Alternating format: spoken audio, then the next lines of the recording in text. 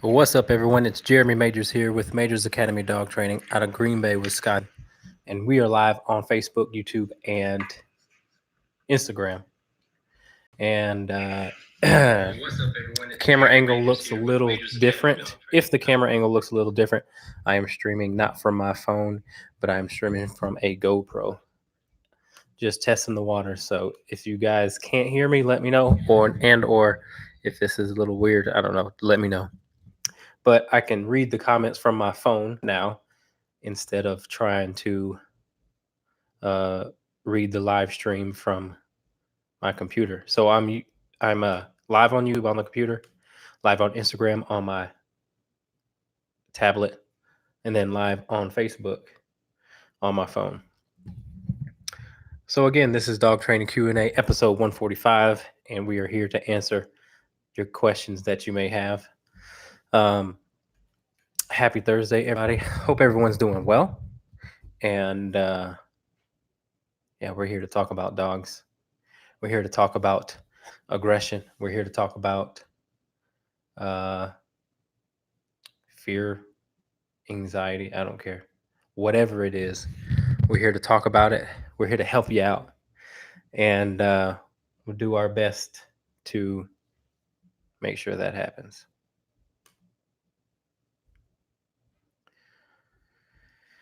Okay. Also, supposedly, I have to check. I haven't checked iTunes in a while, but all of these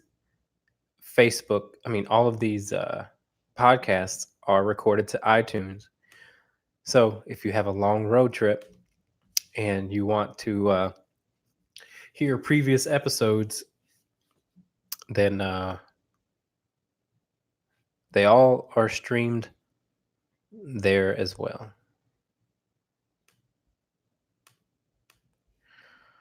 Okay, might as well get started.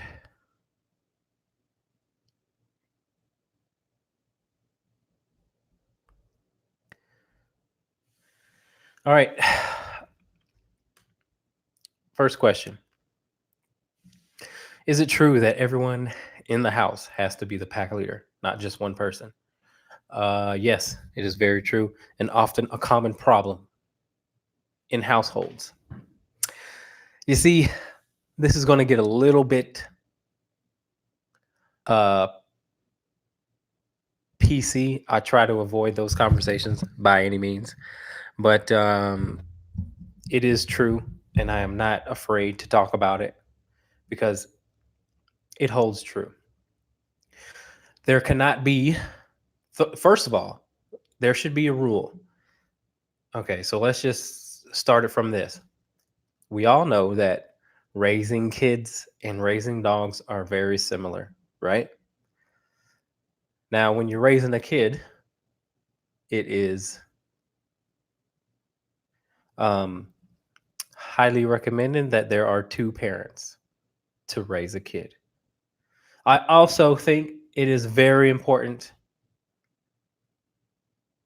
for dogs as well. Why? Why is it important?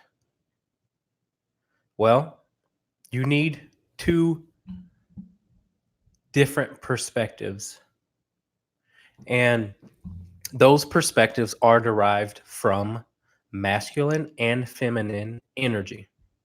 Now, this is what I'm talking about when it comes to PC or politically correct. Let me let you guys know that I'm not talking about sex or gender. I'm just talking about energy. Masculine and feminine create, both perspectives create optimum balance. If there's one energy that's overbearing the other, you're going to have problems on both sides. Too masculine or too feminine, you're going to have problems. Now, again, this may get a little uncomfortable for people to hear, but I don't think when you are single and alone that it is healthy to get a dog in that state of being.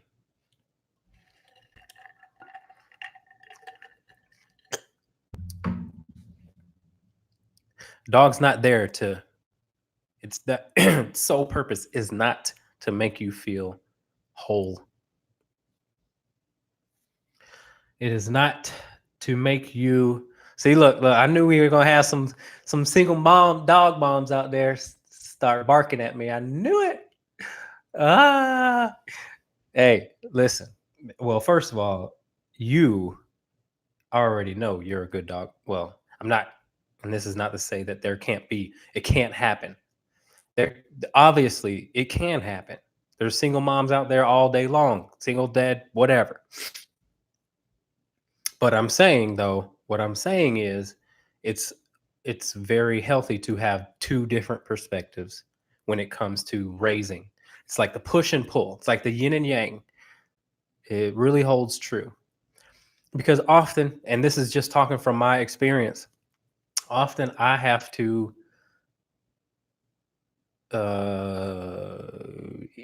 like not evaluate, but I'm confronted with the lack of compassion or the lack of or too much compassion to where it's unhealthy. Obviously, people are coming to me and somebody wants to be live in my video. Sure, why not? The past client wants to be live in my video. Lindsay, that's crazy. So obviously, again, both sides are very important. I don't know. Oh, were you, did you just hit a button on accident? Anyway, I wanted to have an online like debate with a trainer who doesn't believe in using electric collars and prong collars and that. And I tried to follow up with them this week on YouTube. I haven't heard back, but maybe one of these episodes, um, I can get someone from a different perspective, try and figure things out, and ask some good questions. See why they don't believe in the things that I believe in, because we're all here for the same reason. We're all here to help dogs, and so I have not yet had one though actually be willing to do it. I'm more than willing to do it because at the end of the day, I do want to do what's best. And if there is a better way of doing what I'm doing, I'm completely open because it only helps. All right. So yeah, back to what I was saying. Um, I almost want to start recommending that, you know, um, people do have a healthy household. Well, not healthy. I shouldn't say healthy. I'm gonna get in trouble. I know I am. Not a healthy household, just a balanced perspective. Because again, I talk to a lot of people who it's one overbearing the other, and I have to. It is my job to help um, help people to the best of my ability, and um, if I can think of something or suggest something that will do that, then I'm going to do it. Sometimes, people get uncomfortable, and, but that's okay because I really want people especially in my line of work, I really don't want dogs to hurt anyone or to get hurt themselves. So, in my opinion, it's uh, it's important to have and be able to ask certain questions. So to go back to the question, because I think I went way right. To go back to the question, yes, I do think it's very important to have both people or all people in the household abide by certain rules that you establish for your dog. If one isn't along for the ride, then the dog will exploit them and be able to get away with the things you don't want them to get away with that person. Okay. All right, next question.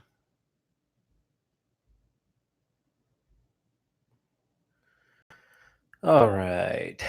Dogs generally like me better than my husband at first. What things should he do to get the waggy tail and loose body language I get easily?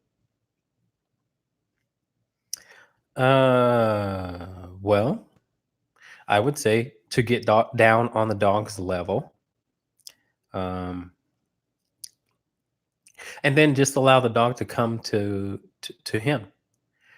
Um, Dogs who have an human aggressive past, and even who have bitten people, when they come to my place, they generally don't try to bite me, and that is because I don't mind the dog, so I'd act like the dog's not even there. I conversate with the human, and we're having a conversation, just like um, I don't know. I just act like the dog's not there, and the dogs usually come right up to me. So it's best to not mind a dog who is a little hesitant about you.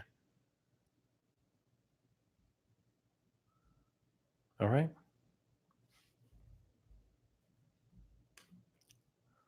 Okay, moving on. Okay, I have a 5-year-old German Shepherd who has become dog aggressive in the past 6 months.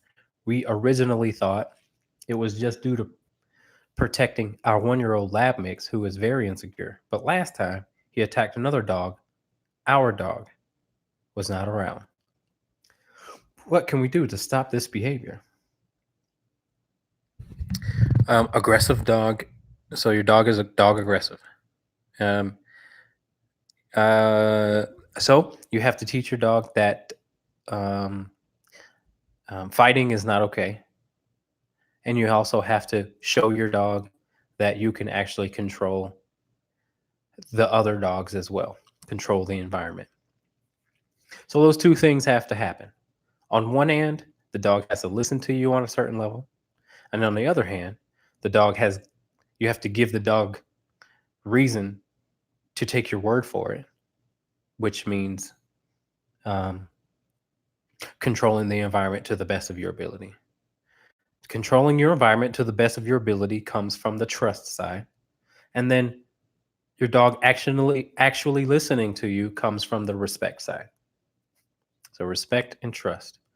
If you can't control the environment and you just allow any dog to come up, then the dog's not going to trust you, and it's going to have to do what it thinks it needs to do in order to self-preserve. And then um, the respect side is just getting the dog to, again, when you tell the dog no or call the dog's name, the dog actually break focus of what it is focused on. All right. That's just a general answer because it's a general question. There's more details I could give you if there are more details in the question. But thank you for your question. Okay. Next question. Have a Shih Tzu Terrier since eight weeks, who is 8 months now. Puppy will be aggressive towards kids at times. Could be sleeping in my lap, and kid walks in room. Dog will jump off chair and jump up and bark. Does this to strangers in house too. Has nipped when having a special bone and kids just walk near. Kids aren't even trying to talk or take bone away. We no longer give certain treats because of it. We are first owners. All right, so a little guidance when it comes to um, buying a puppy. When you buy a puppy, make sure that you ask tough questions to the breeder, like, are your dogs temperamental? Because it sounds like that dog is temperamental. And little dogs, they don't really, people really don't care about when it comes to their temperament as much as they would if the dog was large. So breeding temperamental dogs is common practice for some amateur breeders. So what you have is a dog who whose parents were probably shown some of the same behavior. And I always tell people, ask about how the parents' temperament was, you know? Because you're going to get what the parents are. That being said, the dog has got to be disciplined for bad behavior. Uh,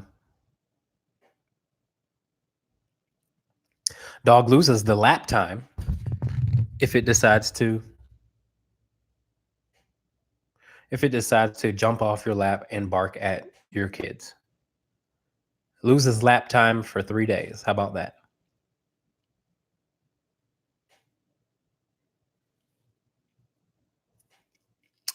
Um, that way you can sort of keep it humble. 8 months is really young for that kind of behavior, in my opinion. Also, keeping the dog on leash while strangers are in the house can keep the dog from becoming resource. It's basically resource aggression with you too. You're a resource. Um, Keeping the dog off of the your lap will help develop the dog's confidence and independence, because keeping the dog on your lap and always, you know, giving the dog too much affection will keep the dog insecure.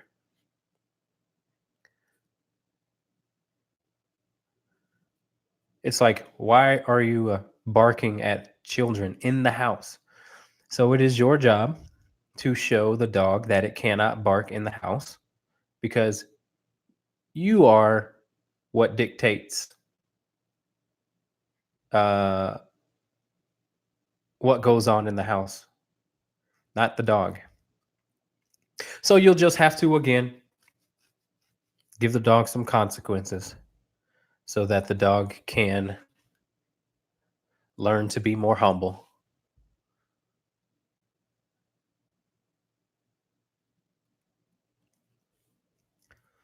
All right. Again, that's a general answer for a general question. There can be more details, like how I could go into it, but I'd be talking forever.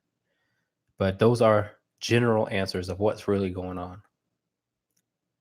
It'll only get worse because the dog gets older. So the dog is really young and can learn quickly what's okay and what's not. But it's up to you guys to show them that. All right. Thank you for your question. Feel free to ask another. Okay, Jessica says Django will get scared by loud noises, like something dropping on the floor. He will cower and make eye contact with us.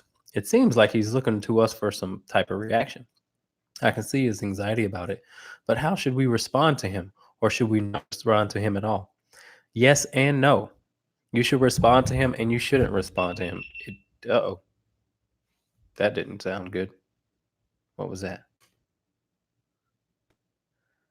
Um, Hopefully we're still live. Uh-oh. Oh boy. What the?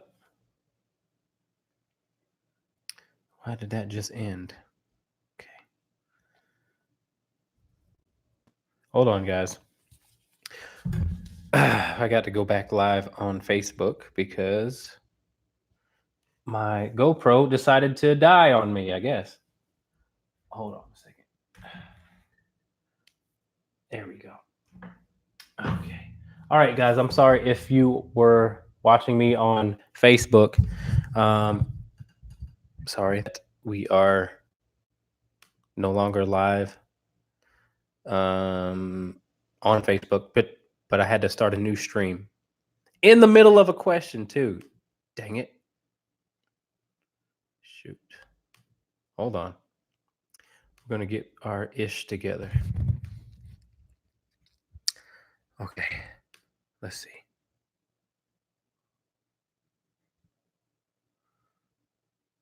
All right, Jessica, this question is for you and it continues to be for you. So Django, when he reacts, if he looks to you, that's kind of good, I think.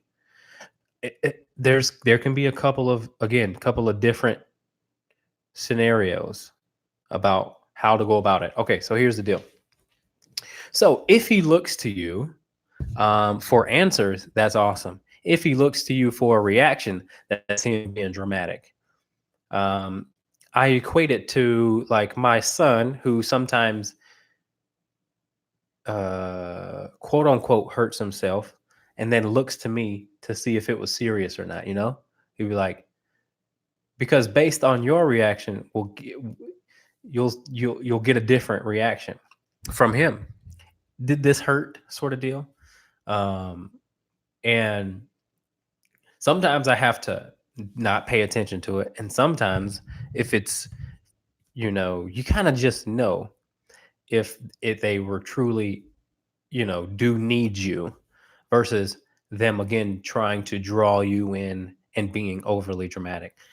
I don't think Django is the overly dramatic type, so maybe he's looking to you for guidance. And in that sense, if he's looking to you for guidance, then you should give him something to do. Um, and the best thing to do is to tell him to go lay down. Tell him to go lay down, and um, and that'll sort of answer that question for him. You know what I'm saying? Um, so you can go about it in both ways, but I think knowing Django, he's not the dramatic type, so he probably really is fearful because he is a fearful dog, driven dog. Um, and so give him something to do. You know what I mean? Give him something to do, and that'll probably be the best thing for Django. All right. So sorry, guys. I'm testing out this GoPro, but I think the battery died on me. Let me just check. Yeah, the battery died on me. Dang it. So, so yeah, I apologize. Um, but let's move on. Thanks, Jess. I appreciate it. Hi, Rachel. How are you?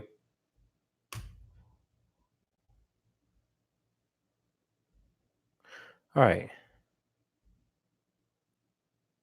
Working on socializing our 1-year-old dog. Took him downtown to a patio. Was great with people, but when a dog came out of a bar, he got reactive and barked and lunged.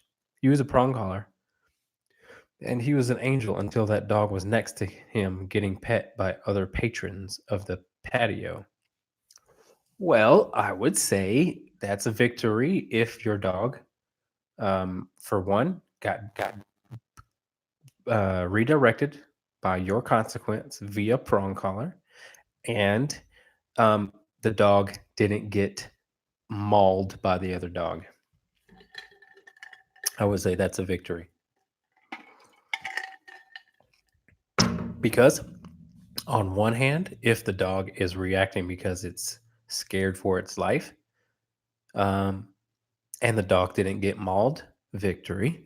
And on the other hand, if the dog is just a brat and you to redirect it via prong collar, then that's a victory. And then all you have to do is continue down that path. Now, it is our job to make sure that what the dog, if it's coming from the fearful side, that what the dog actually thinks is going to happen to him doesn't happen to him, to be able to continue down victory, the path of victory. Um, and then the other side is the dog must have a certain level of respect for your leadership and redirection to continue down the path of victory. That's it. Thanks for your question. Feel free to ask another. Okay, Rachel, my dog growls at me when my husband kisses me. The heck do we do about this? He's fine with my husband when we are separated, but when we are together, he doesn't want Eric by me. Yeah, that's because he likes you and he's trying to claim you and he doesn't want another man by you. He's becoming possessive of you. So, shoo the dog away. Tell the dog to go somewhere, go lay down, get out of here. And the dog just kind of has to deal with that new situation or newish. I don't know if it's new, but you know, just tell the dog to go on somewhere. Has to deal with it. Unfortunately, I guess.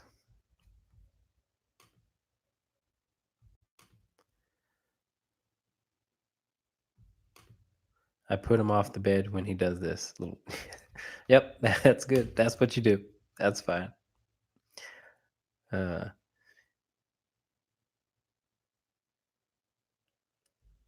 okay. Let's continue.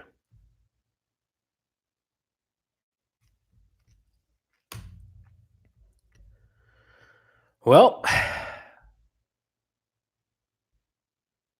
hold on a second. You're welcome.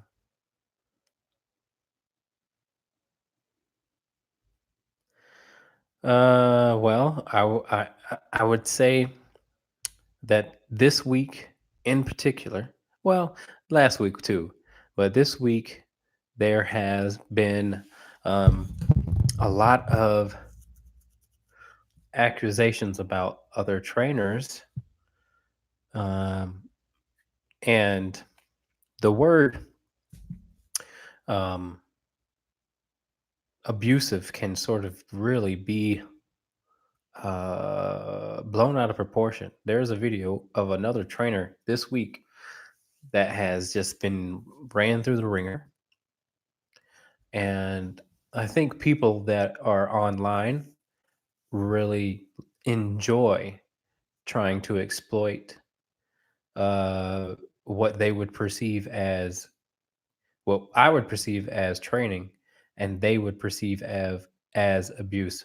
Now, again, please look at my YouTube channel because there are full of so many. Well, not full, but every now and then I get um, someone who thinks that um, we are by using a prong collar or an e-collar.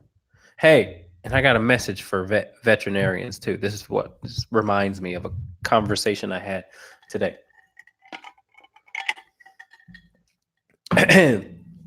If you know of a vet out there who is telling you that prong collars and e-collars are bad, let me just first of all let me just say this. I know I'm kind of going everywhere, but but so I sympathize with vets when it comes to certain issues because they do see the worst of the worst. They see what the negative results of people who abuse dogs.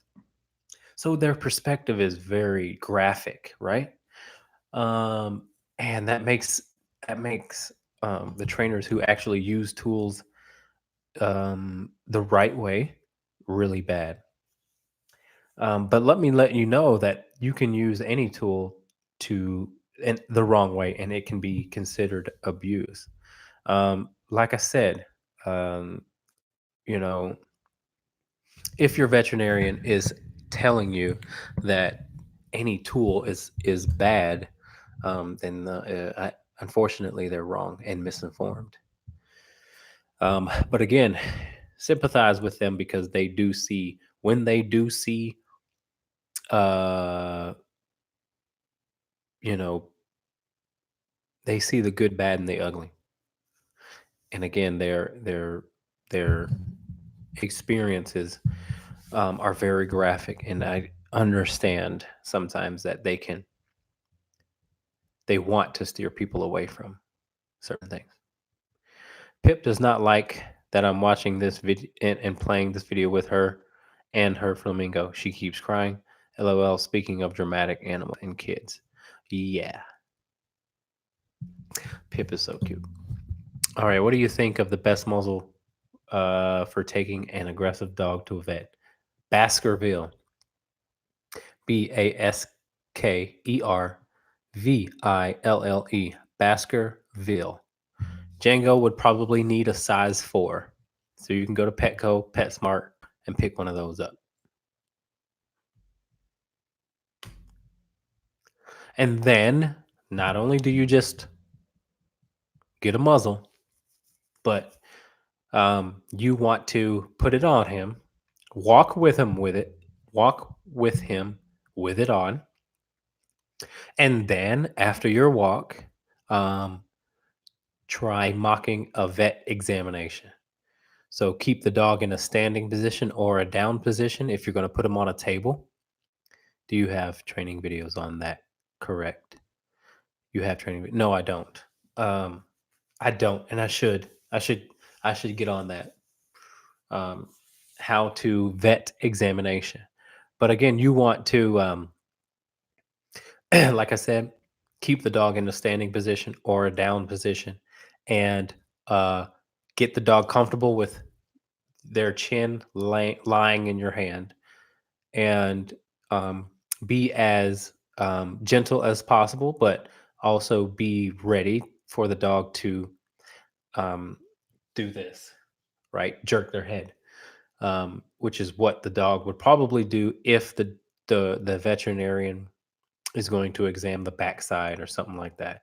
So get the dog used to being handled in the way the vets are going to handle the dog. So the dog starts to develop trust with you in those certain positions. Very important.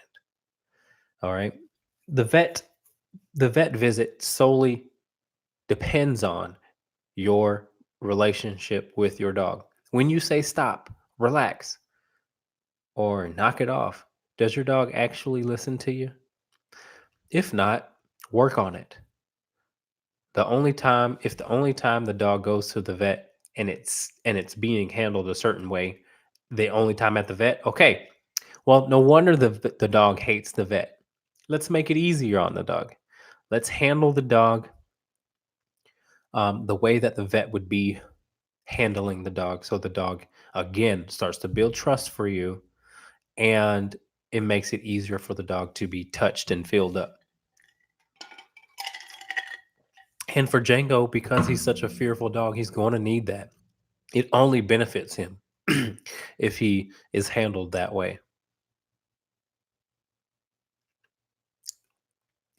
All right. And so there's a fine line between control and compassion in that area. It's an intimate thing. You have to control your dog, and then when it's relaxed and you can see that it's relaxed, you have to then show compassion by petting the dog right in that situation. It's going to make him feel better. Now, if you it's such an intimate thing and a fine line between too much praise. Everyone thinks the praise is the solve all. No, it's not. You have to be able to Your dog has to be able to take your word for it. Your dog has to be able to, as the leader of the dog, as the parent of the dog, actually have to feel safe with you. And how do you do that? You prepare the dog at home for the vet visit. Yep, it takes effort because it's easy to snuggle. It's easy to All these people post these videos of of laying on the couch with their dog as a way to say that they love their dog.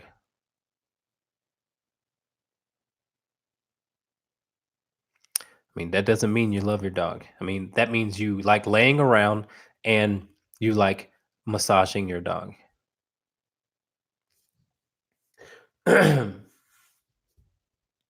So post videos of you out with your dog. Post pictures of you out with your dog. Because dogs aren't solely here for our wants. We can't just ignore if that's the case, that only shows me that you're being selfish with your dog. That the dog you think the dog is just here for your wants and you're neglecting what the dog actually needs.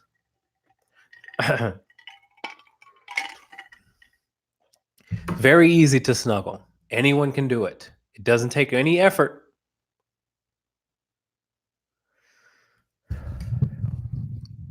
No effort at all.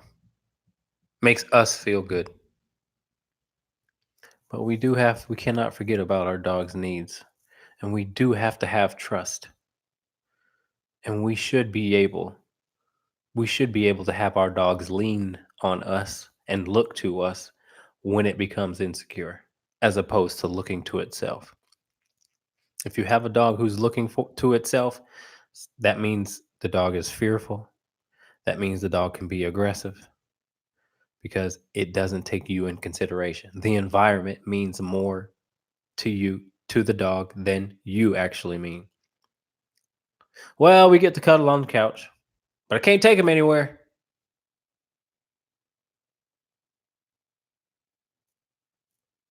Sometimes inclusion is the best reward.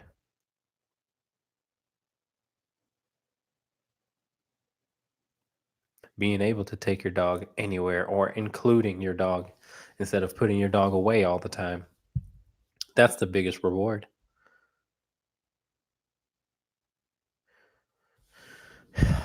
If you just want something to pet all the time and you don't want to walk them, you don't want to give them what they need, then get a stuffed animal. Don't even do that to a cat.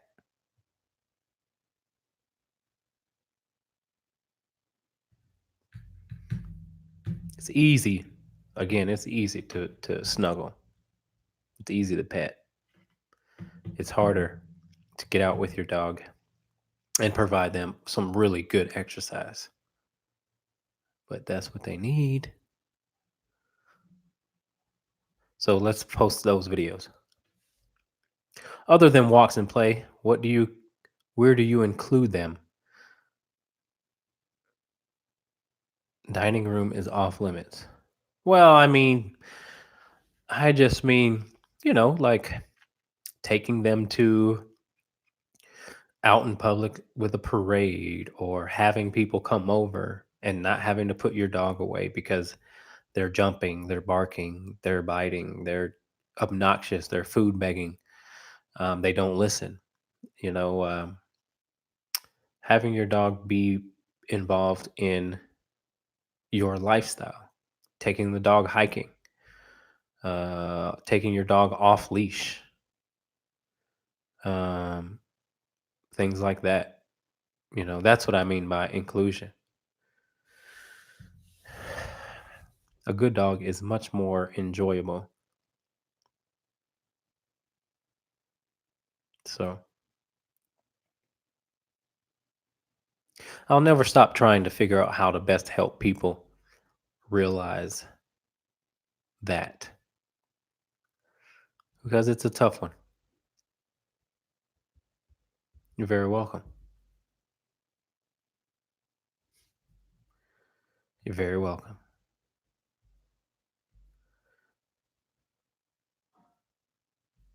All right, let's keep it moving.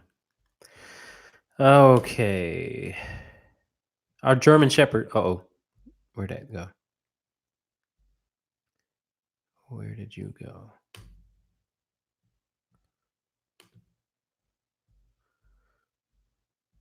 Okay, here we go.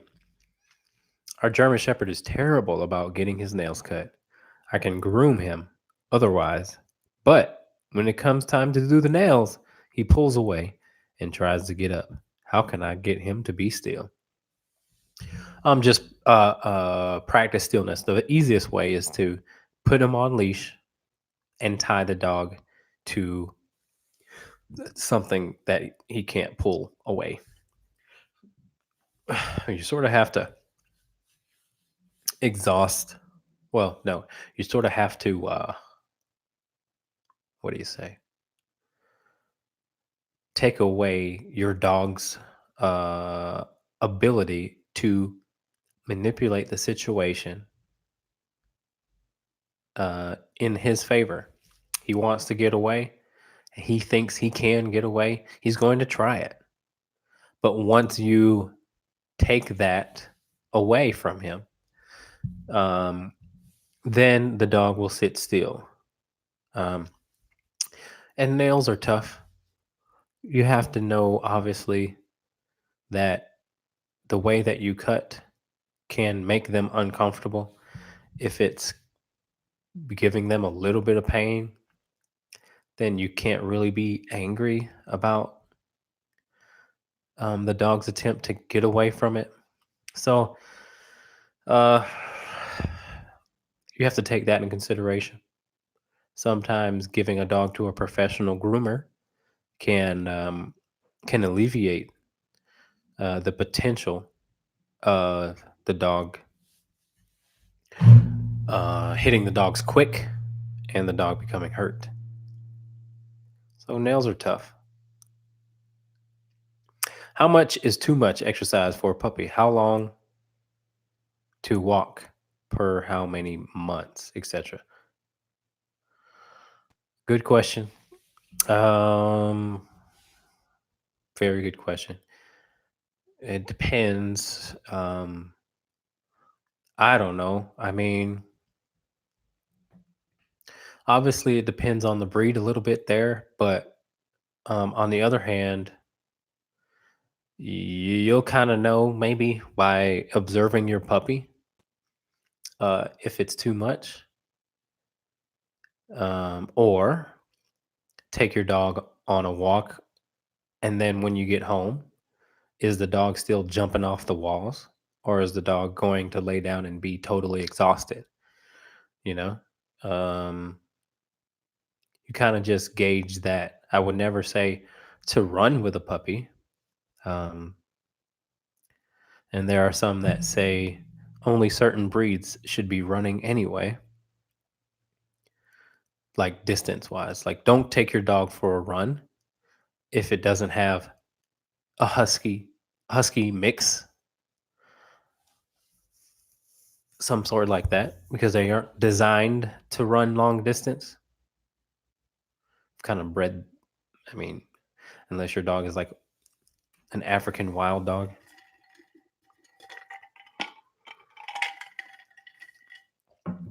But rest is important for puppies, despite them not even acting like they want it either. Rest is very important for growing bones. It depends on the breed. If you have a large breed, I wouldn't. I would be very aware of how much exercise. If you have a puppy, even if you have a puppy, there are people who take their puppy to daycare every single day, and that is not right. That shouldn't happen. You don't want to have that dog be so stimulated, because puppies are easily stimulated, but I think the joints suffer. So daycare should be maybe 3 times at the max for a puppy, because I really have seen dogs suffer when they came in as a puppy, and then when they became an adult from too much daycare. So rest is important even for an adult dog. Again, despite what they want, sometimes take advantage of those rainy days and just chill. You know what I'm saying?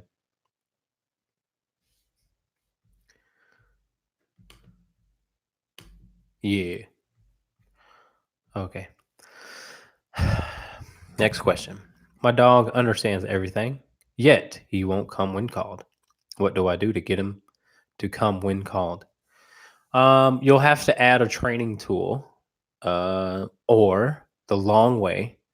The other long way would be to convince him that if he doesn't come, you're going to come and get him, and not be happy about coming to get him. So, um, either way, uh, dog training involves convincing the dog that our word means what it means, and you should listen to my word. When I say come, you better come because you have to come. It is a skill that will save your life. And and so be very adamant about the dog coming, and then get don't be afraid to get ugly with the dog if it doesn't come. Um, a leash, having a leash, or having the dog drag a leash will help, because then you can actually go get the dog. But if it also knows what to do, then again, it's totally being disrespectful if it doesn't decide to do what you want. It wants what it wants more than he wants to listen to you. And so, um, the long way, which I do with every dog that I train, is I'll give them the option to come when I first say it. But if they don't, then I'm going to go get them. And most dogs rather not deal with me coming to get them, because they know that I will come every time. I'm coming, and I'm not going to stop until you do, until I get you, or until you come. And then they'd rather not deal with that, because um, it's kind of a waste of their time to not listen. So they come when I say come. Um, or add a training tool, um, like an e-collar, or um, a leash and an e-collar. All right. Thank you for your question.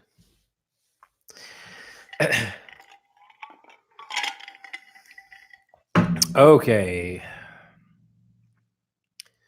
He's a Shiloh Shepherd. Just got him. Only 11 weeks old now. Thanks. Oh, Shiloh Shepherd, huh? 11 weeks. Yeah, 11 weeks is, they're going to need naps. You know what I mean? Put that dog up for a nap for sure. Just like a little baby. Let him have a midday nap in the crate.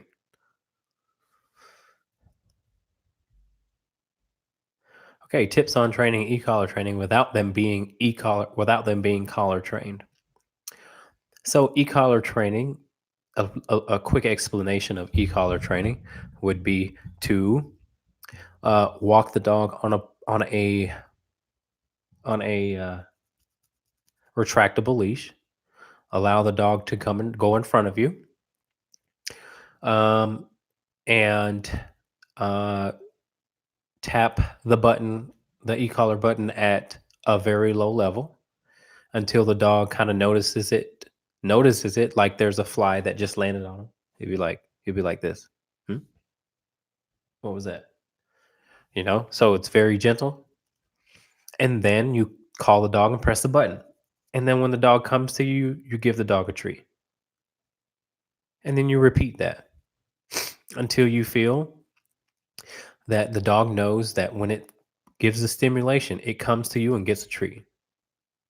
All while saying come, all while kind of pulling the dog towards you and giving the dog a treat. So it's layers, 3 layers: e-collar, your voice, and treat. And then once the dog knows certain things, you can start peeling away those layers. And the first layer would probably be the retractable leash. Second layer would probably be the treats. And then third layer, finally, once the dog has mastered it, can be the e-collar. And then what's there is your voice. So actually there's 4 layers: voice, leash, e-collar, treats. And the one that's left is the one that's most important, that the dog knows. But all those things have to be in conjunction together in the beginning to make sure the dog understands what come means. When you come, because you have to come, uh, your dog has to come, but it should also want to come. And if it makes a good choice to come, you also get excited and say, "Good girl, good boy." When it instantly makes that good choice to turn towards you and come after you. I know this isn't for Tide. It better not be. Petunia. How old? And what is F1B? What is that? All right, I'm tired of staying hyper alert each time another dog is coming near my dog. Mine is very dog reactive, trying to leave it commands with a prong collar and leash. Um yeah, that may work. Um Depends on the dog. Make sure you are being proactive with the dog's thought process and cutting the fuse before it reaches the bomb. So when the dog's ears go up when it sees another dog, then it's time for guidance. Not when the dog has become reactive. That's not when you correct. You correct the dog for, first of all, I just had a conversation with a client of mine. First of all, you want to make sure your walk is perfect without any dogs there. Okay. So the dog doesn't start to associate you being different when there's dogs around. It's a Belgian Malinois. Ears are constantly up. Well, you might want to work on the ears constantly being up. Because if the ears are constantly being up, then he is on his tippy toes and he's this close to reacting every single time. Dogs like this. This is your dog. Don't let your dog be worried like that. Now, they stay up, yes. I understand that the dog's ears are erect genetically. But when a dog is relaxed, the ears are relaxed. And I'm not saying totally back, but you can tell if your dog is relaxed or not. So again, make sure that walk and leash and heel is perfect. You have to be just as hard on the dog when there's no distractions around so that the dog listens to you. Because again, if you are any different when there are dogs around, dog's going to know what's up. You are building an association between uh, the dog and the way you are. You don't want to be different. You want to be tough all the time. And I don't mean tough by, this is what I mean by tough. Just making sure the dog heels by your side, loose leash, 100% of the time. That's a relaxed dog. Watch the tail. Is the tail up? Keep that tail relaxed. It should not be up. It should be like this, chilling. This is relaxed. This is alert. And like this is like afraid. But it should just be like this. Like this. Just relax down. So those are the things you want to watch out for. All right. Yeah, that's about that. Okay. I think we have time for one more question.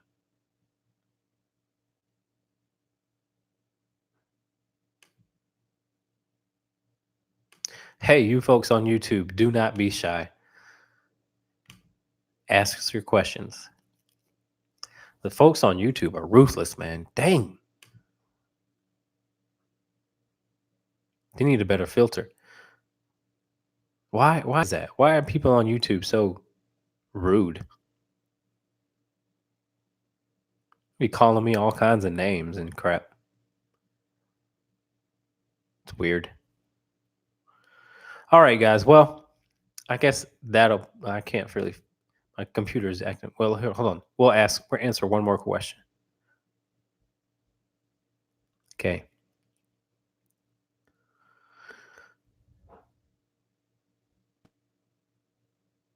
With the pet is part of the family mentality these days. How do you talk to people about having to work for their food, even just sitting and waiting? Hold on. That just reminds me. Let's talk about food aggression for a second. I want people to stop reaching in their dog's food bowl as a means to, I don't know where they're getting that from. Maybe it's on the internet. But folks, stop reaching in your dog's food. Stop. It's not necessary to teach a dog how to be comfortable with their food. You have to understand why they would be food aggressive anyway. First of all, you're going to go around. So when you think about your favorite meal,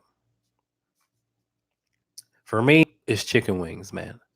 It's my Achilles heel, right?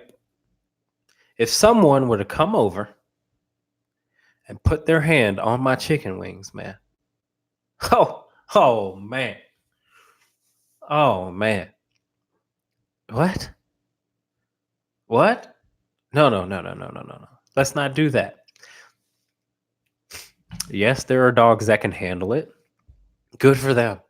That's fine. Whatever. But why? Why? That should not be the goal. If you have children who are reaching in your dog's food, that's the problem from your child anyway. Like, don't let your child do that. Okay, so we got that out the way. Let the dog eat in peace. I let my dogs eat and I leave them the hell alone. Not that I can't do it. It's just I don't want them to do it. And some irritable dogs are going to get irritated by it. Hunting dogs, working dogs, they are highly motivated dogs. They love food. Don't aggravate them. Just make them sit and wait for their food. Here's the only two things I ask of dogs, of any dog, doesn't matter, working dog, hunting dog, or not. When I put the food down, don't assume you can have it. And if I say out or leave it, then you should do it. That's it. Those are the only two requirements. I'm not going to be touching you and petting you while you're eating because that's irritating. And I'm not going to be, definitely not going to be reaching in your food bowl. I want you to eat in peace. Be fair to the dog. Let's not make that a goal. Again, some dogs can handle it. That's fine. But some dogs will bite the hell out of you. And it's like, well, can't really blame the dog for that. You're reaching in their food, which they really, really love. And it's like, they just want to eat. So, especially if you have a dog if you have children, your dog should not be free feeding.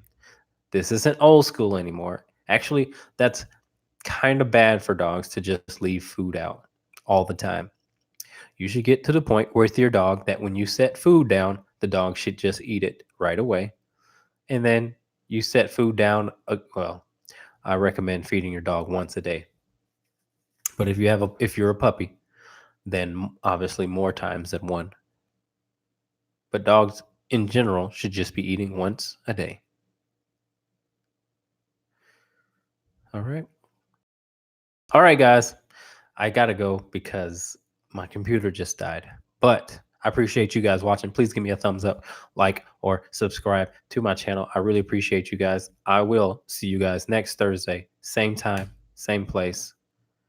And you better come with your questions. You're very welcome. Okay, bye-bye.